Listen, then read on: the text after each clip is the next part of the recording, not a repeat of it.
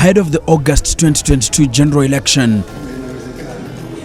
President Uhuru Kenyatta was battling for the future of the throne. Tunataka watu waaminifu, watu ambao haja yao ni mwananchi, sio sifa. Even though he was retiring, he wanted to have a say on who becomes the next commander-in-chief of the Kenya Defence Forces. Watu ambao wanaongozwa ni haki na ukweli na sio udanganyifu na matusi. Wewe ni kibaraka, wewe you are being sponsored by wale watu walihamisha port kutoka hapa kwenda Nairobi. His deputy had raised a vicious young political army against him and his preferred successor, Raila Odinga. Operations from Nairobi because you are a hostage of the very people. Ati yeye ndiye atawaambia awashurutishe mupigie mtu ya kitendawili. Many experts projected that probably some of the members from Central Kenya like you were going to be on the losing end. The deep state conned them. They were told that the deep state will not allow William Ruto to be sworn in. The Kenyan kingdom was up for grabs, and the two camps would battle for their own share. And there was no mercy. Haki ya Mungu angeteleza iniguze. Angeteleza iniguze. Mimi singempa shavu lingine. William Ruto is pragmatic. Raila Odinga is idealistic. William Ruto did not expect anything to work. He made everything work. Raila Odinga expected everything to work. Even the things that were broken, he expected them to work without trying to make them work.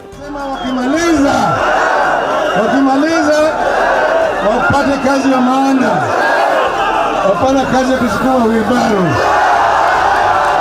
Sasa mimi nauliza nyinyi watu wa Lamu, mnataka tubadilishe katiba ama tungebadilisha uchumi kwanza?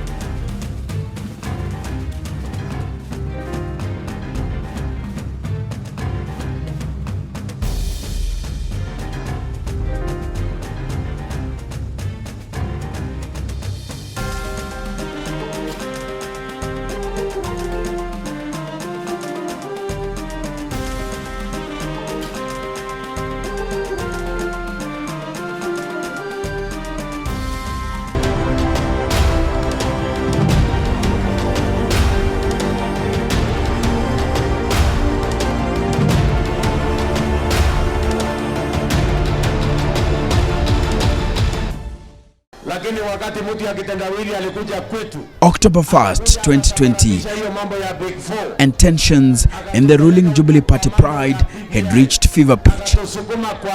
The political heat between the president and his deputy had taken its toll. Wakati ulikuwa unahitaji rafiki wa kusimama na wewe, mimi nilisimama na wewe kama mwanaume.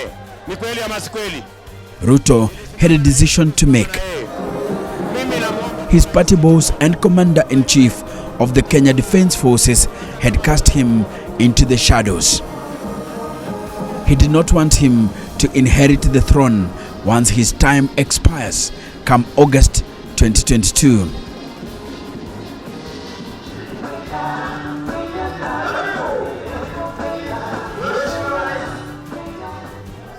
When you have somebody and people within you who you have shared and volunteered to work together and shared almost straight down the middle responsibilities, then you abscond your responsibilities. Then on the other side, you have somebody who you reached out to for peace and has asked you for nothing and supported you and helped you.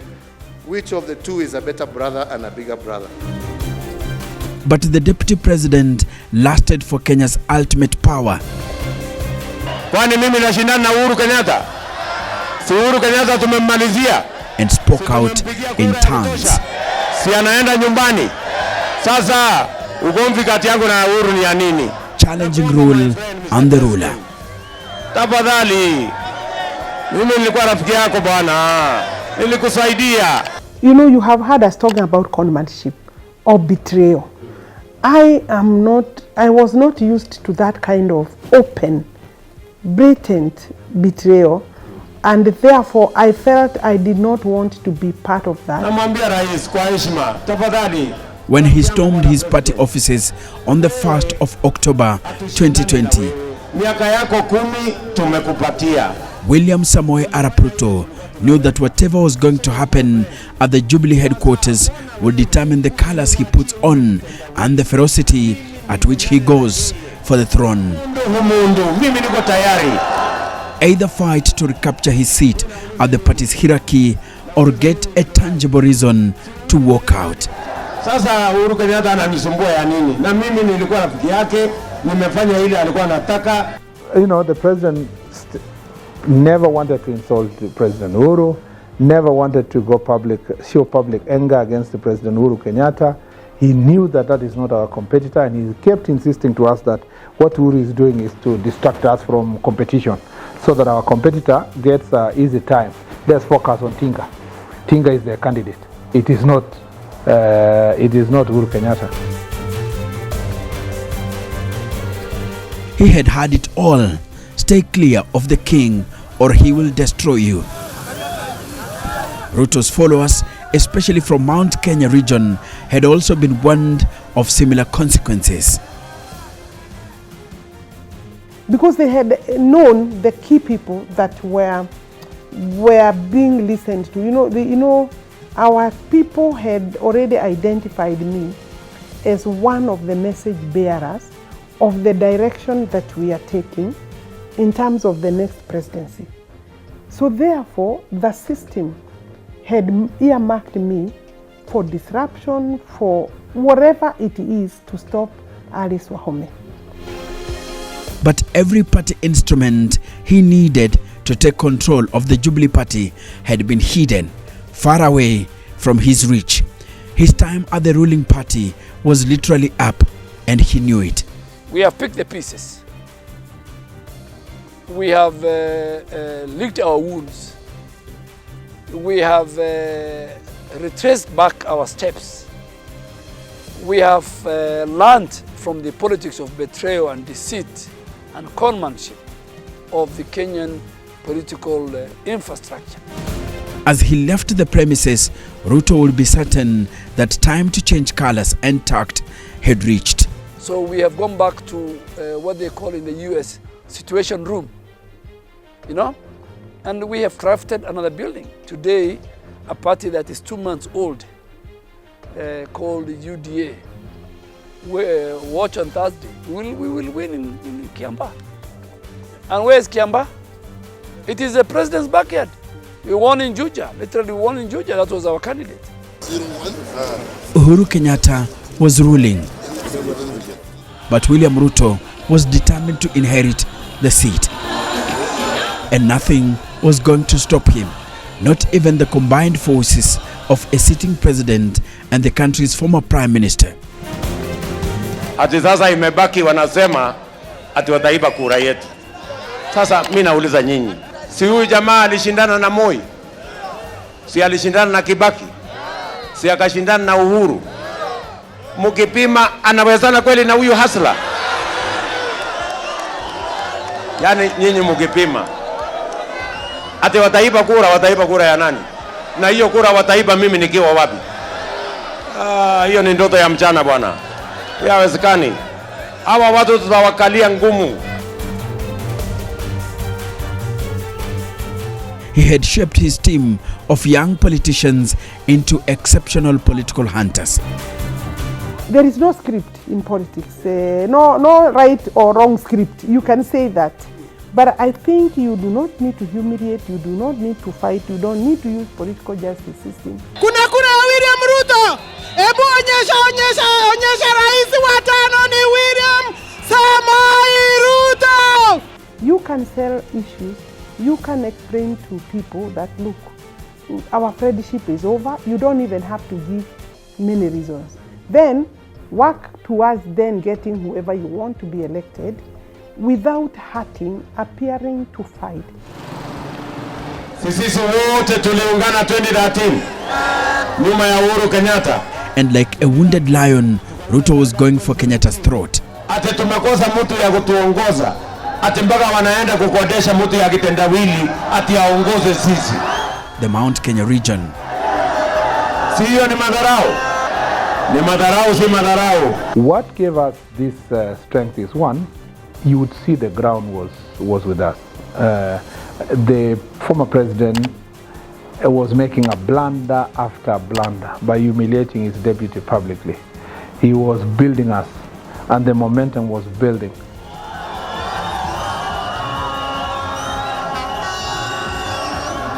We were firm and we had good message. Mambo ya katiba itangojea.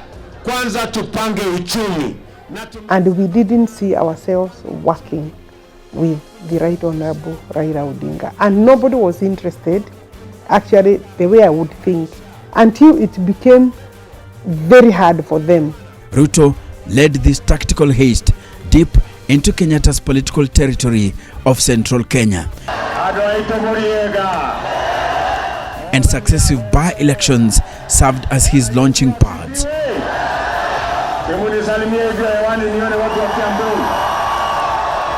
Winning by-elections in Juja to Kiambaa constituencies, both in Kenyatta's home county of Kiambu, was a big statement of intent. Kiambaa was at the heart of Uhuru Kenyatta.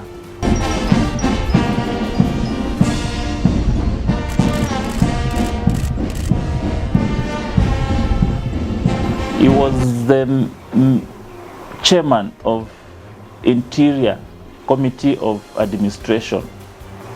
He was dealing directly with the Ministry of Interior. And when he lost, it was incumbent upon Jubilee to return that seat by all means necessary. In the backyard, in the constituents of Uhuru Kenyatta, I asked Baba, if Uhuru cannot deliver Kiambaa that makes so much sense to Jubilee as a party, Kiambaa that is so much important and crucial to the government of Uhuru Kenyatta, what makes you think he will deliver the presidents to you by hook or crook, the way they say that we are being helped by the deep state? How I wish then that the former president would have been able to listen also to the leaders. William Ruto alikuwa anamsaidia Uhuru Kenyatta, siunga ilikuwa shilingi 90. The DP's allies in the mountain were ruthless. Eyes open, ears back. Tumchague William Ruto.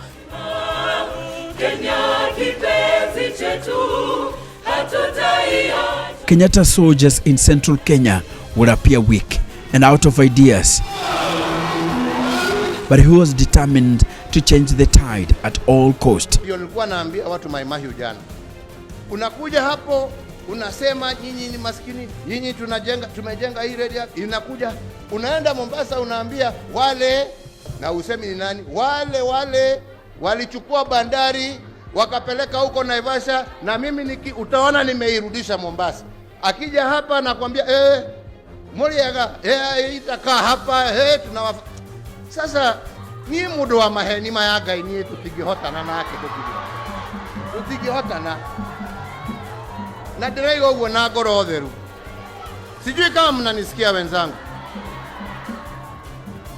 Tuwe watu ambao watakuwa wa haki. He wanted Ruto's hold on the vote-rich region and his political backyard cut. Woka haha na bese yoralia. Ne bese siagereirwo no gutwarira ando Elgeyo Marakwet damu bilioni 3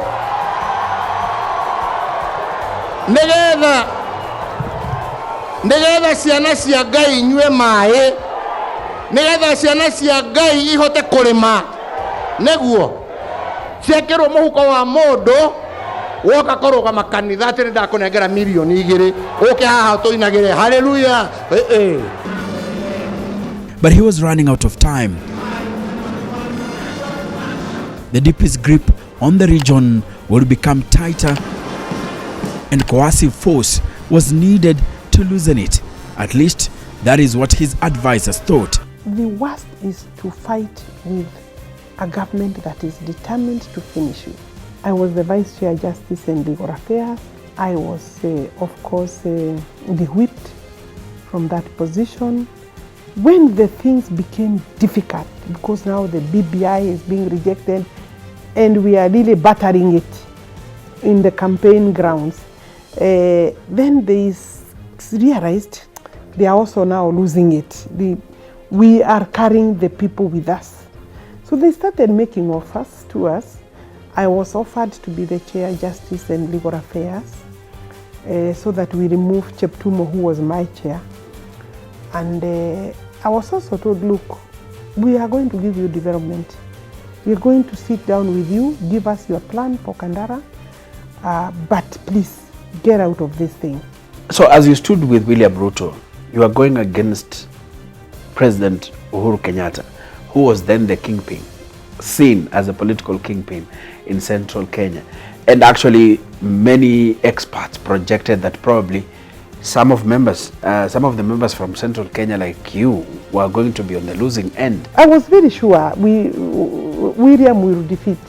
Somehow I could see from our background, William was very popular. He's still very popular. And therefore, you couldn't, you have to weigh the cards.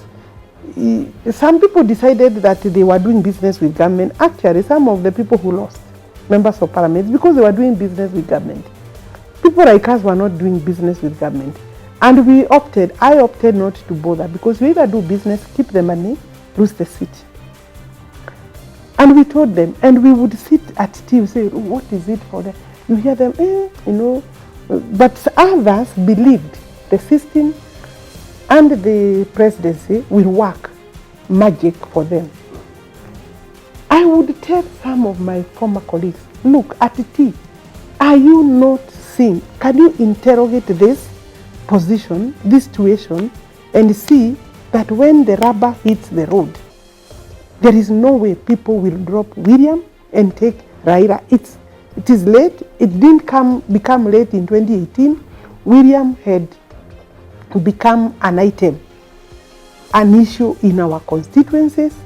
In Mount Kenya region, William was very popular.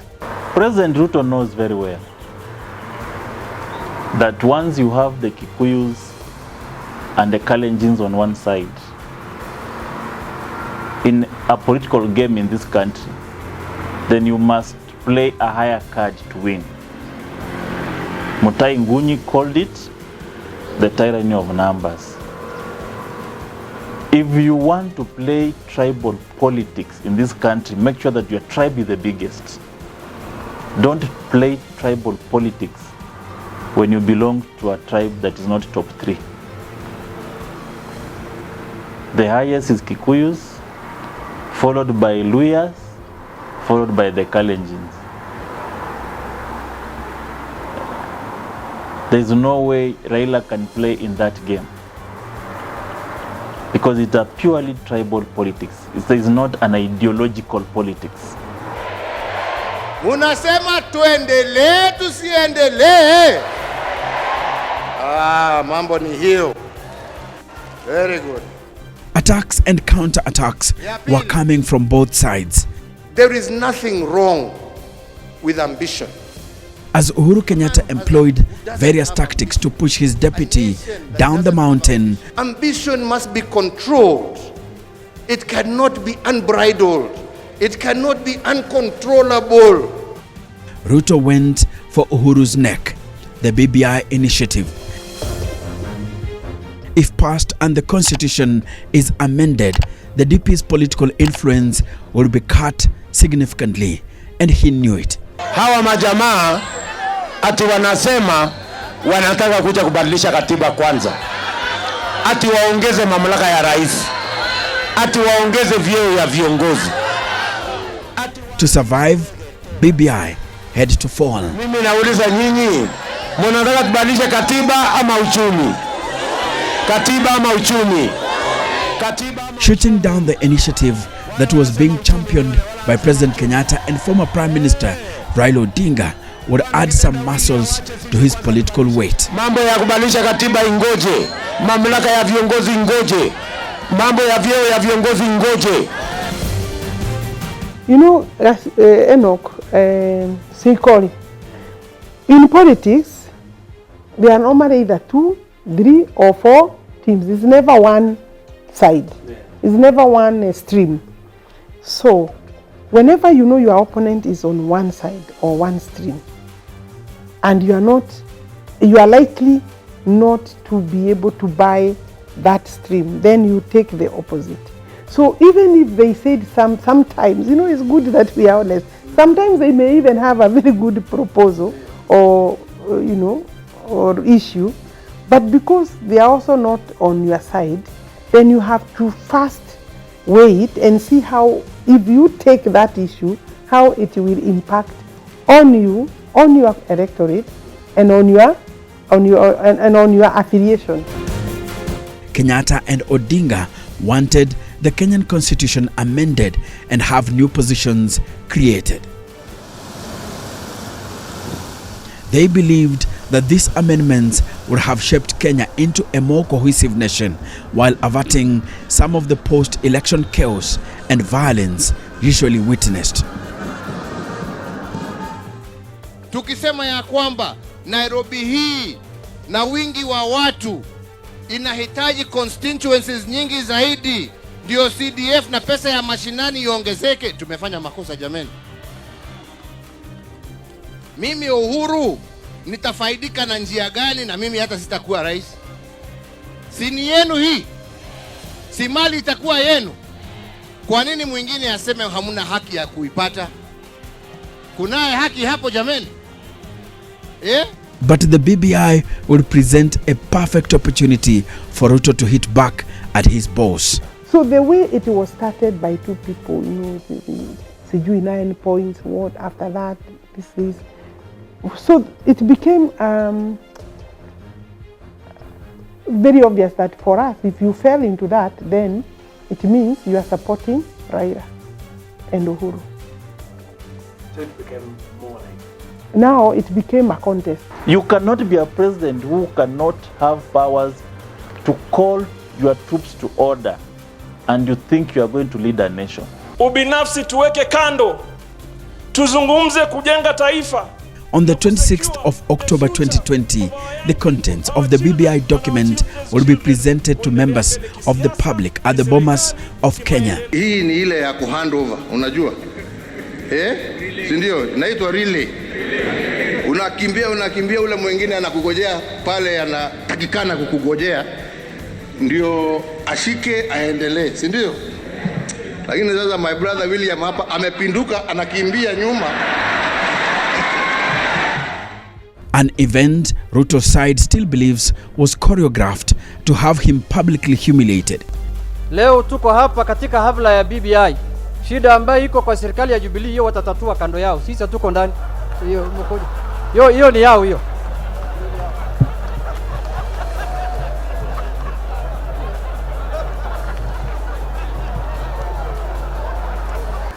And I was streaming on my phone as I was doing my own things here. I didn't go to Bomas because I never believed in BBI. I had spoken to the president the night before, rather than Deputy President William Ruto. The night before, we spoke at length. And I wished him all the best. Told him, sasa, Your Excellency, wewe enda pambana na wakora yako. Mimi huko siwezi kanyanga. And you just laugh it off and say, sasa mumeniachilia niende huko peke yangu. But the man from Sugoi was determined to turn things around. I don't know about the reggae. Maybe I can talk about the hustlers. Things may come to those who wait, but only things left by those who hustle. That is Abraham Lincoln He was never talking about the rich and the poor. He was talking about the people who wake up early, the people who sleep late, the people who work hard, and that is the society we need to build. Excellency, it will be a lie for me to leave this stage without saying that this program has been skewed to leave other people who have different opinions to speak what they want to say. Cognizant of the reception he was going to receive at the Bomas of Kenya, Ruto tagged along his most trusted ally and top dog, Kipchumba Murkomen. We must say it as it is. Now, when they booed me, okay, I said, thank God they did this. I stood my ground, and there was only one thing in my mind. I wanted to end the meeting, okay? I wanted that day to go on record that the president and the deputy and everybody did not address the rally because Nting had not the rally because Murkomen caused chaos. If this podium is going to be used to lecture the people and give out the people views, we must, Your Excellency, come out and speak our voices. And so there is no way I will be told, as a leader in this country, I will be expected to sanitize politics in this nation, and our voices are not going to be heard when we speak here. That's all done. That's all done. But that was my day. It was my day by default. I did not plan. I didn't go to Bomas knowing that it was going to be my day. I went there as a majority leader knowing there was a good program. I was going to say good comments there and say the report that is here should be validated and blah, blah, blah, and then sit down. But because of the booing, I said, let it be, because I knew millions of Kenyans were watching and they were anti what we were doing in Bomas and they were against all this thing about BBI. There's a side of perhaps many people don't know about me. Yeah, I could be laughing and all that, but I can be very firm. I can be very firm. Kipchumba says the hole they dug for William Ruto to fall into became his political sanctuary. The BBI, did it play in your favor, or what did happen? Because you rejected the BBI, and from your observation, did it play in William Ruto's favor? It was a campaign issue where badly started, not disseminated, not legally supported, no legislative framework for it. It's really not the speech that gave him bonga points. It is him having the courage to be able to stand in a very hostile environment and speak truth to power.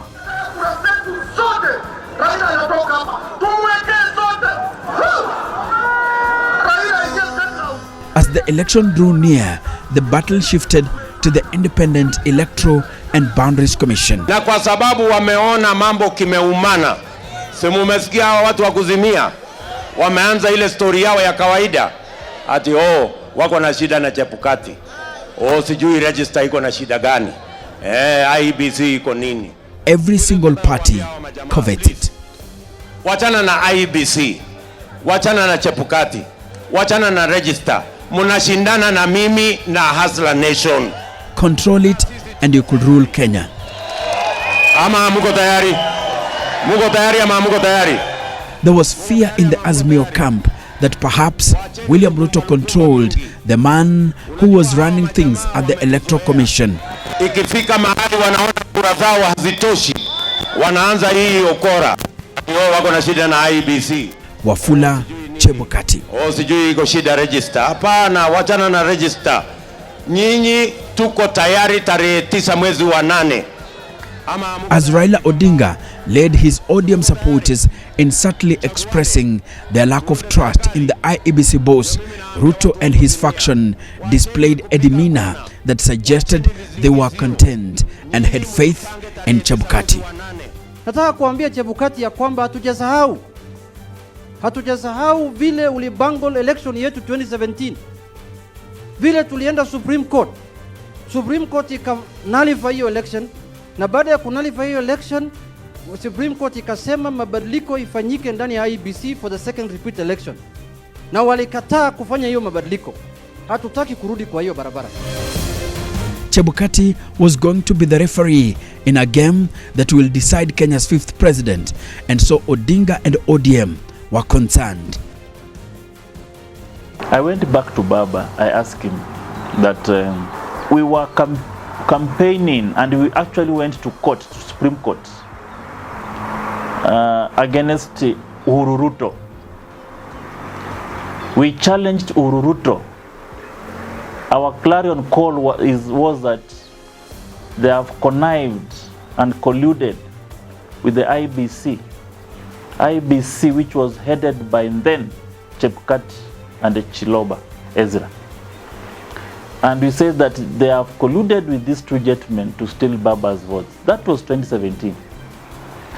So I asked Baba, now that Uhuru is no longer with Ruto, so who among them were we accusing? Were we accusing Ruto, Uhuru, or Uhuru Ruto for stealing our votes? Now that they are separate, who are we accusing for having colluded with IEBC to steal our votes? Was it Ruto, Uhuru, or Uhuru Ruto, or none of the above? And the reason why I asked that question is that if Uhuru Ruto were on the other side together, and we claim in the report, various reports that made me go to the street to almost losing my life in defense of Baba.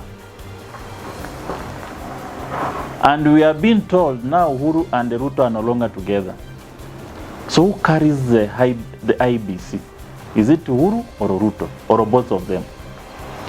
Because apparently the other time when we were accusing them, they were together.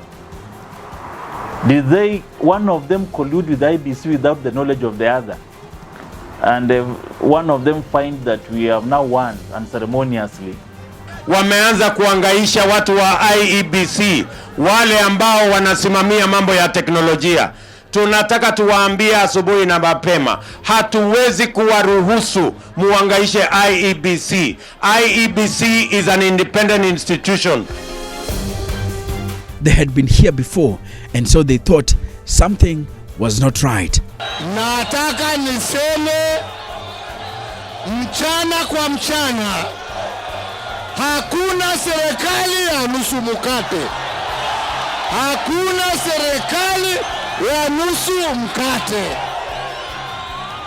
Musema kweli ni debe. Musema kweli ni debe. In low-tone voices, they alleged William Ruto had a hand in Chebukati's journey to becoming the chairman of IEBC. I told Baba, in my view, the IEBC was not compromised by Uhuru. It was compromised by Ruto. And because Uhuru was the beneficiary, because he was the flag bearer of Jubilee, anybody who compromises for you to win, they don't care much. As long as you become the president, even if I was the one, you go still, you compromise wherever you want, as long as you make me the president. So, IEBC basically, the person who is at the head of it was Chebukati. But they never made their fears public. They didn't have much to substantiate their fears.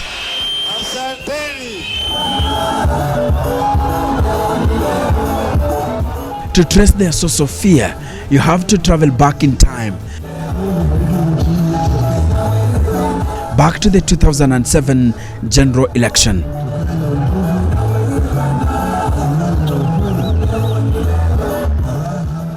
That time, ODM leader Raila Odinga contested for the presidency on an ODM ticket. William Ruto was the director of elections and a member of the Pentagon. Then ODM's most powerful party organ, he represented the Rift Valley region. The commission is unwilling to listen to its own officers and unwilling to act on its own documents. In 2007, Wafula Chebukati was Odinga's right-hand man in Saboti constituency, Trans Nzoia County. The lawyer vied for the constituency's parliamentary seat and lost to Eugene Wamalwa of the Party of National Unity, PNU. While Chebukati was Odinga's pointman in the North Rift constituency, the ODM brigade believed that it was indeed William Arap Ruto who recruited the lawyer into ODM, just as he did with Eden Duale, Ababuna Mwamba, and many other young politicians who contested in ODM in 2007. Going back to that Monday morning in April 2003, among the things that we discussed with William was just generally my thoughts about Kenya. The piece I had written that particular Sunday was about Kenya's constitutional journey, the struggle for Kenya to achieve a new constitutional dispensation. And so we talked about my thinking around that journey, the dream of a new constitutional dispensation for Kenya. And at that time, I was active in the civil society. I was active in the legal profession. And I was also very active in expressing my opinions through my column on that whole agenda of constitutional reform. And so Mr. Ruto asks me, have you ever thought about politics, being active in politics? And I was like, nah, not my cup of tea. I had been in student leadership. I had been leader of the University of Nairobi Student Union. I had been chairman of the Kenya Law Student Society. I had been captain of my high school. But I had never really seen myself getting into mainstream political leadership. It was not something I had really given thought. And so William was like, give it a thought. Given the history of how loyal Ruto's recruits have been to him, ODM felt he might be controlling the referee, but they couldn't say it. They had no evidence to put across. After Ahmed Isaac Hassan was hounded out of the IEBC chair seat in 2017, Chebukati took over. But the intrigues that led to his appointment remained shrouded in secrecy. Few have tried to connect the dots. According to some political activists, Chebukati was not anywhere near the finishing line by the time the selection panel completed the interviews of men and women shortlisted for the job. I mean, who recruited the Chebukatis of this world? No. I can tell you the intrigue. Chebukati was second last. How he even became chair of the commission is a mystery that we need to investigate. In all recruitment processes, the top three can do the job. How did the second last person become the chair?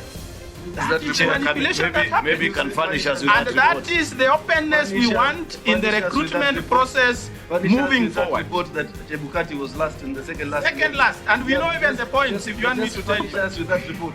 We know even the points. Furnish us with that report. In fact, we hold you to that. We will wait for that report. We know even the figures. Yeah, later your report. And we know even how people said, this Akombe, how good do you think she is? We know even the debates that went on.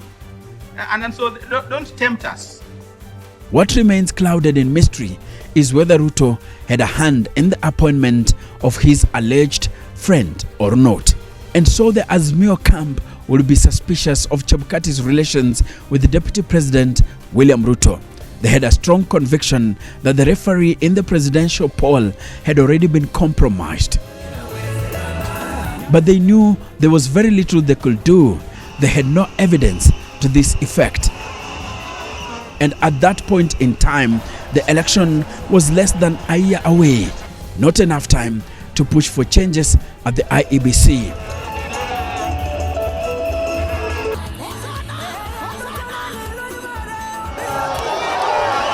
But as long as the king was on their side, the Azimio team and supporters were not shaken. They knew what his powers could do and trusted the king will deliver when time comes. Tarehe 10 asubuhi mwezi wa 8, wakati tunakumbusha kwamba jogoo wa shamba hawezi kuwika mjini, tutakuwa tukikumbusha mtu hivi: Ongebe na majivuno yako yamekwisha sasa, heshima iko wapi? Ulipotoka shamba kuingia mjini, mimi nimekuona, uwezi kunitisha. Kujikoa mikoko na kudharau wenzio, wewe umeonyeshwa adabu na heshima. And initially, after the 2017 elections, the Right Honorable Raila Odinga wanted Chebukati out. But when the handshake came, I think he was prevailed upon that, look, we are even changing some members of IEBC, and we are now the deep state. We will deal with this thing. And they even announced that, look, what we missed was the presidency and the deep state. We have the two. On the 2nd of September 2021, Uhuru Kenyatta appointed 4 commissioners to fill positions that had fallen vacant at the country's Electoral Commission. In came Juliana Cherera, Francis Wanderi, Irene Cherop, and Justice Abonyo. DP Ruto's side was kept in the dark. Ruto's camp believes that the 4 commissioners had pre-appointment commitments. Besides their official duties, they were there to keep Chebukati in check and tilt decisions in favor of the candidature of Raila Odinga. Why is Baba not the 5th? Yes. Thank you very much, Enoch. This is Kanchori. Like every other contest, an election has winners and losers.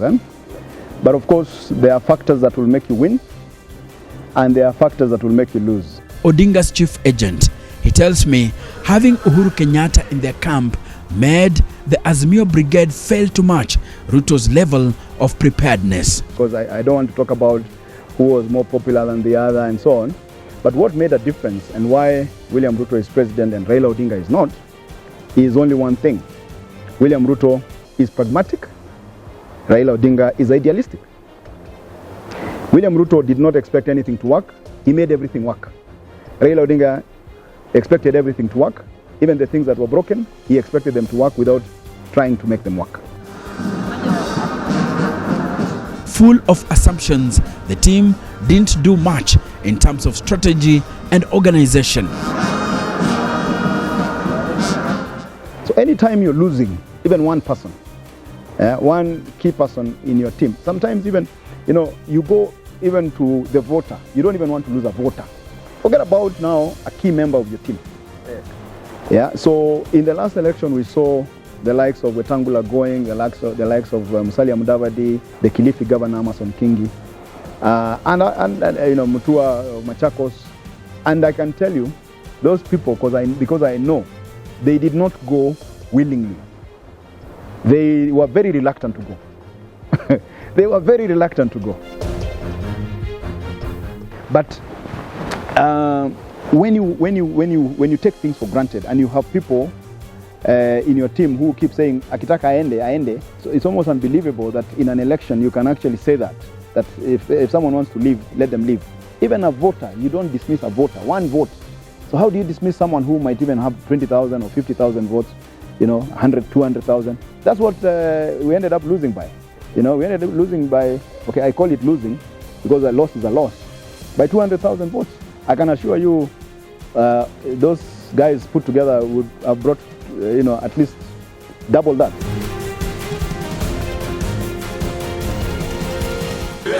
How are you, my friend? I'm good. On August 15th, 2022, IEBC Chairman Wafula Chebukati declared William Samoei Arap Ruto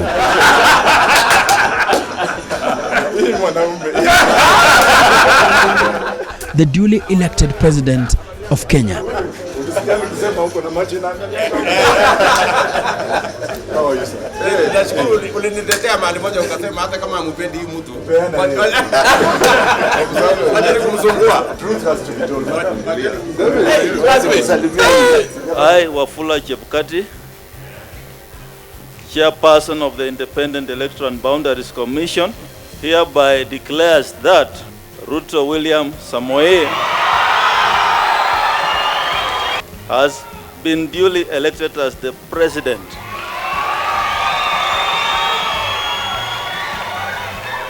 of the Republic of Kenya under the provisions of Article 138 of the Constitution in the presidential election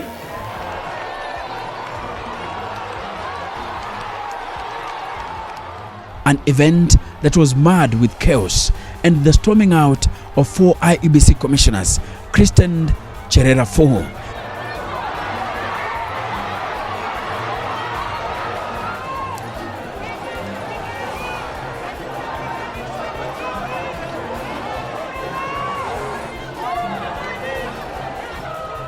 They disagreed with their boss, accusing him of single-handedly tallying and announcing the presidential election results. According to the 4 commissioners, they never tallied the results.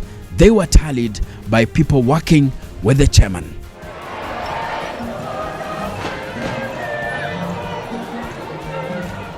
I made many calls to the DGNIS, to Matiang'i, to Muho Kenyatta, the brother of the president, because he was a key player there.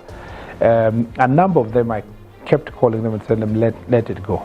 The country will break. Let it go. In fact, the last person I called a day before the results were announced was MK, Uhuru's brother. I told him, let the country go. You know, let it be. This is our nation. You know, we have won. You don't need to, because at some point, you know, there were plans to kill people, to abduct the chair of IEBC. There are stories that will be written another time. It was very complicated in Bomas, yeah?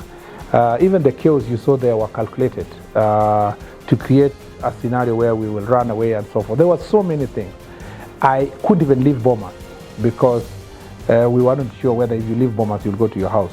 And whether if you leave and if you go to your house, you will come back. And yet you need to protect the vote.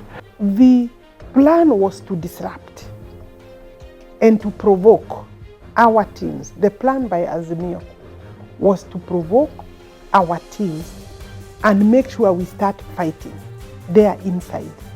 With that, then the police will join in. The police that time was part of the whole of that because even the numbers that were being allowed in, they had badges in advance, security sijui badges for goons.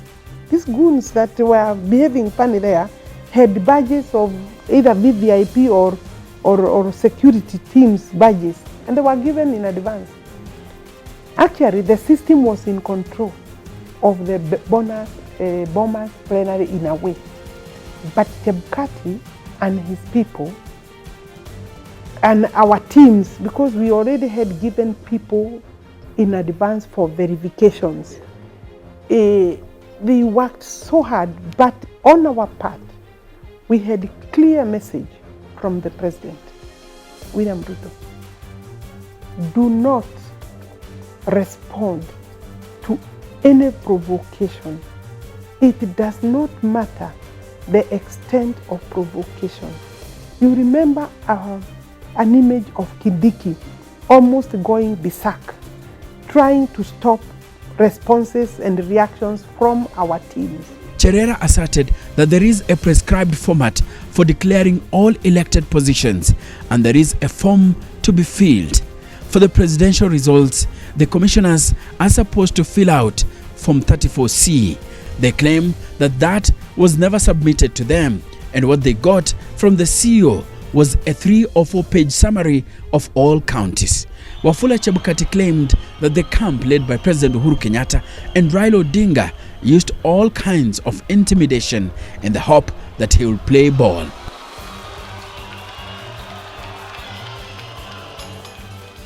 Ruto had garnered 7,176,141 votes, representing 50.49% of the total votes cast. Odinga came in second with 6,942,930 votes, which represents 48.85% of the votes cast.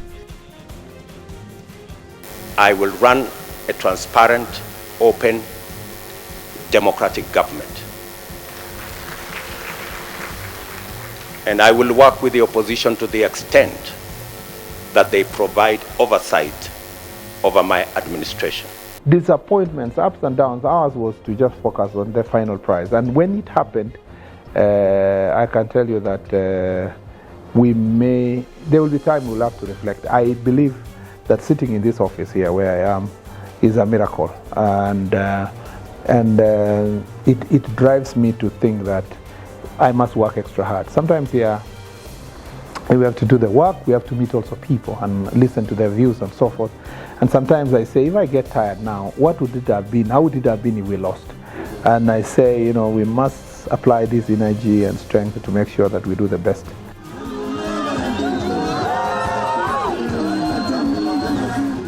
The primary reason that Baba is not the president today was that he was betrayed by people he trusted, and as a result of that betrayal, he did not safeguard his votes.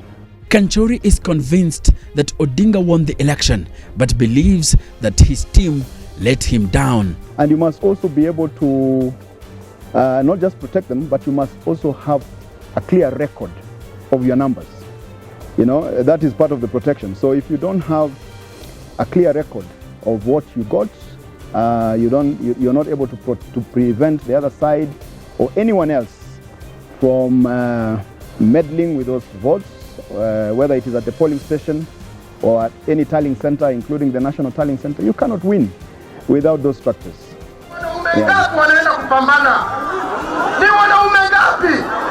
All the while, the Azimio machine assumed they were the automatic winners of the polls, an assumption that made Odinga and his running mate Martha Karua be out of touch with the finer details of the presidential campaign, while allowing a disorganized team to handle crucial election matters. We had people in our team in Azimio who knew that things were not going right even before in terms of the election. Forget about the campaigns. The election itself, we knew that things were not going right in terms of agents management, in terms of IEBC and all these things. All these things they're talking about now. Some of us started talking about them 2 months to the election. You know, the likes of Charity Ngilu and others, we kept talking about these things. But so when you have your team, people who are telling you one thing, and you have people telling you something different, and you are there, you know, you're the candidate, and you just decide to trust one side, even when there is a counter argument from your other side of the team, then it becomes very, even I would say a bit naive. It's almost like you're designing yourself to fail, because at least the least you can do is to verify.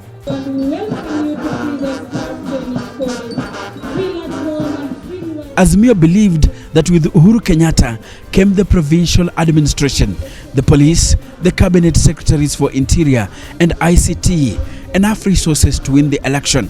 Some call them the deep state.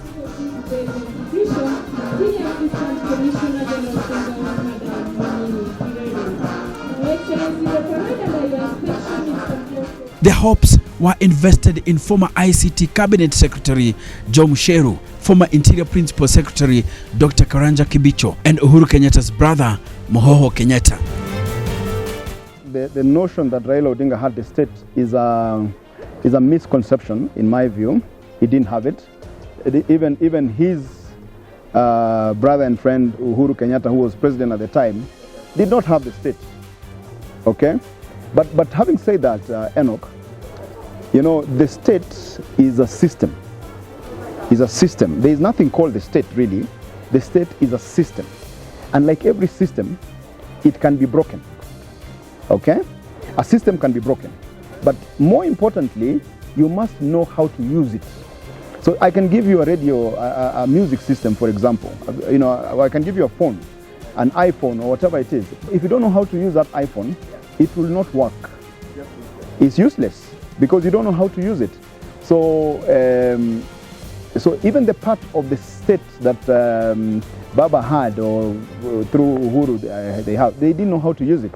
So, well, you know, when you don't know how to use a system, it will not help you. Who had the deep state? The team led by Uhuru Kenyatta and Raila Odinga, or your team? Did William Ruto have a deep state? 100%, I believe, one, we won. Number two, and in fact, these results were known by Thursday. Remember, they were announced on Monday. I think, you know, Ruto had most of the system, I would say, but whichever part he had, he knew how to use it. You know, I would say that it was anyone, you know, either of them could have used it if whoever knew how to use it, you know, had the advantage. So obviously, I mean, I think the current president was more adept at using the system that he had, whether he had 30% of it, he knew how to use it, and he used it to good effect. The Kenyan historian has established that things started to fall apart in the Azimio camp after Mhoho took over the running of things. His coming in created a power struggle and the push and pull on who control the big resources the team had, collapsed plans and strategies. Key personalities who had planned Odinga's campaigns and strategies were kicked out in the last minute. National Chief Agents team of 5, including Kanchori Odoro Ongwen, Dr. Caroline Karugu, Professor Isaiah Wakindiki, and Paul Mwangi, were kept out of the command center. Kanchori says Azimio flopped when it mattered most: protection of votes. I, William Samoei Ruto,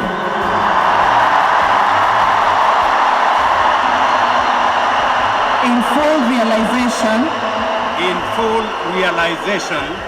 of the high calling I assume as President of Kenya. William Ruto was sworn in as Kenya's 5th president on the 13th of September 2022 after the country's Supreme Court sustained his victory. My name is Enoch Sikoli, and I am the Kenyan historian. To the Republic of Kenya, that I will obey, preserve, protect, and defend this Constitution of Kenya as by law established and all other laws of the Republic.